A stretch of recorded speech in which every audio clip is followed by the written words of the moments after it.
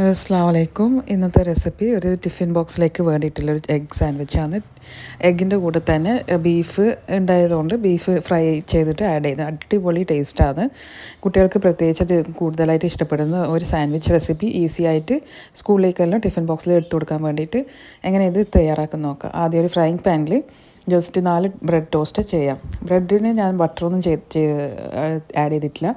Just plain ടോസ്റ്റാണ് ഞാൻ ഇവിടെ കൊടുക്കുന്നത്. നിങ്ങൾക്ക് ബട്ടർ വേണമെങ്കിൽ നിങ്ങൾക്ക് ജസ്റ്റ് ഒന്ന് സ്പ്രെഡ് ചെയ്ത് കൊടുത്തിട്ട് ഈസി ആയിട്ട് ഒന്ന് ടോസ്റ്റ് ചെയ്ത് എടുക്കാം. അപ്പോൾ ഞാൻ ഇത് 2 സൈഡും കൂടിയിട്ട് ഇങ്ങനെ ബ്രെഡ്, ഇത് സാൻഡ്വിച്ച് ബ്രെഡല്ല, നോർമൽ ബ്രെഡാണ് എടുത്തിട്ടുള്ളത്. നിങ്ങൾക്ക് സാൻഡ്വിച്ച് ബ്രെഡ് ഉണ്ടെങ്കിൽ അതാണ് നല്ലത്, നല്ല കുറച്ച് ഫില്ലിംഗ് ആയിട്ട് ഉണ്ടാവും. അപ്പോൾ ബ്രെഡ് ആകെ ഇങ്ങനെ ജസ്റ്റ് ഒന്ന് ടോസ്റ്റ് ചെയ്തിട്ട് സൈഡാക്കി വെക്കുക ചൂടോടെ തന്നെ. പിന്നെ ഈ ഫ്രൈങ് പാനിൽ തന്നെയാണ് നമ്മൾ പിന്നെ മുട്ട ഓംലെറ്റ് ആക്കുന്നത്. ഓംലെറ്റ് എന്ന് പറയുമ്പം പല രീതിയിലും ചെയ്യുന്നുണ്ട്. ഇത് ഞാൻ ആദ്യം 2 ടീസ്പൂണിൻ്റെ അത്ര കോക്കനട്ട് ഓയിൽ, വെളിച്ചെണ്ണ അത് ആഡ് ചെയ്തിട്ടുണ്ട്. ഓംലെറ്റിന് ഞാൻ ഒന്നും ആഡ് ചെയ്തിട്ടില്ല, ജസ്റ്റ് ഒരു ഉപ്പും റെഡ് ചില്ലി ഫ്ലേക്സ് ഉണ്ടായിന്, അതും ആഡ് ചെയ്തിട്ടാണ് ഒന്ന് സ്പ്രെഡാക്കി കൊടുക്കുന്നത്. ഇതൊരു സ്ക്വയർ ഷേപ്പ്, നമ്മൾ സാൻഡ്വിച്ചിൻ്റെ ഒരു ബ്രെഡിൻ്റെ ഉള്ളിൽ തന്നെ വെക്കുന്നതില്ലേ, അപ്പം ഇങ്ങനെ ഒരു സ്ക്വയർ ആയിട്ടുള്ള ഒരു ഷേപ്പിലേക്ക് ആക്കിയെടുക്കുക. എന്നിട്ട് നേരത്തെ റെഡിയാക്കി വെച്ച 2 ബ്രെഡ് ഈ കാണുന്ന വീഡിയോയിൽ കാണുന്ന പോലെ തന്നെ ജസ്റ്റ് ഒന്ന് വെച്ച് കൊടുക്കാം. എന്നിട്ട് ഇത് കഴിഞ്ഞിട്ടാണ് നമ്മൾ തിരിച്ചിടുന്നത്. ഇടുമ്പം ആ അടിഭാഗം കുറച്ച് നല്ല ടോസ്റ്റായിട്ട് കിട്ടും. ഫ്ലെയിം ചെറിയ ഫ്ലെയിമിൽ ഈ സമയമാകുമ്പോൾ ഒന്ന് ഇട്ട് വെക്കാം. മീഡിയം ഫ്ലെയിമിൽ വെച്ചിട്ടാണ് ഇത് സംഭവം തേച്ച് റെഡിയാക്കുന്നത്. എന്നിട്ട് നമ്മൾ മുട്ട ഇങ്ങനെ സൈഡിലേക്ക് ഇങ്ങനെ ജസ്റ്റ് ഒന്ന് സെറ്റാക്കി കൊടുക്കാം.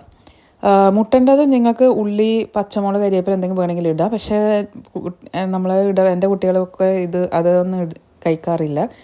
അതുകൊണ്ട് ജസ്റ്റ് ഉപ്പും റെഡ് ചില്ലി ഫ്ലേക്സ് മാത്രമേ ആഡ് ചെയ്തിട്ടുള്ളൂ. പിന്നെ ബീഫ് ഫ്രൈ ഉള്ളതുകൊണ്ട് ഞാൻ ആഡ് ചെയ്ത്. അല്ലെങ്കിൽ ചിക്കൻ ഉണ്ടെങ്കിൽ നിങ്ങൾക്ക് ചിക്കൻ കറി പീസൊക്കെ ബാക്കി ഉണ്ടെങ്കിൽ രാവിലത്തേക്ക് നിങ്ങൾക്ക് ഇതിങ്ങനത്തെ ചെയ്ത് വെക്കാം. എന്നിട്ട് 4 സ്ലൈസസ് ടൊമാറ്റോ തിന്നായിട്ട് സ്ലൈസ് ചെയ്തത് ഇതിൻ്റെ മേലെ ഇങ്ങനെ വെച്ച് കൊടുക്കാം. പിന്നെ ഞാൻ ചേർക്കുന്നത് ചീസാണ്. ചീസും ടൊമാറ്റോ കെച്ചപ്പ് സാഷി ഉണ്ടായിട്ടുണ്ടായിരുന്നു. അപ്പോൾ അത് ഞാനിങ്ങനെ ജസ്റ്റ് ഒന്ന് ഡ്രിസിൽ ചെയ്ത് കൊടുക്കുന്നതാണ്. 2 സാഷിയാണ് ഞാൻ എടുത്തിട്ടുള്ളത്.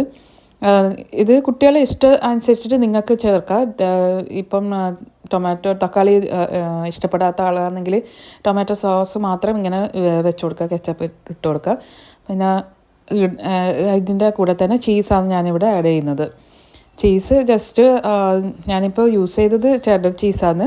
നിങ്ങളടുത്ത് ഏത് ചീസാണ് അവൈലബിൾ ആയിട്ടുള്ളത് അതും കൂടി ക്രീം ചീസ് ആയാലും കുഴപ്പമില്ല, നിങ്ങൾക്കിങ്ങനെ ചെയ്തെടുക്കാവുന്നതാണ്. എന്നിട്ട് ഞാൻ ബാക്കിയുള്ള ബ്രെഡ് ഇങ്ങനെ വെച്ച് കൊടുക്കുന്നുണ്ട്. 4 സ്ലൈസാണ് ഞാൻ എടുത്തിട്ടുള്ളത്. അപ്പോൾ ഇത് ഈസി ആയിട്ട് തന്നെ എനിക്ക് 2 സാൻഡ്വിച്ച് നല്ല ഫില്ലിംഗ് ആയിട്ട് തന്നെ കിട്ടിയിട്ടുണ്ട്.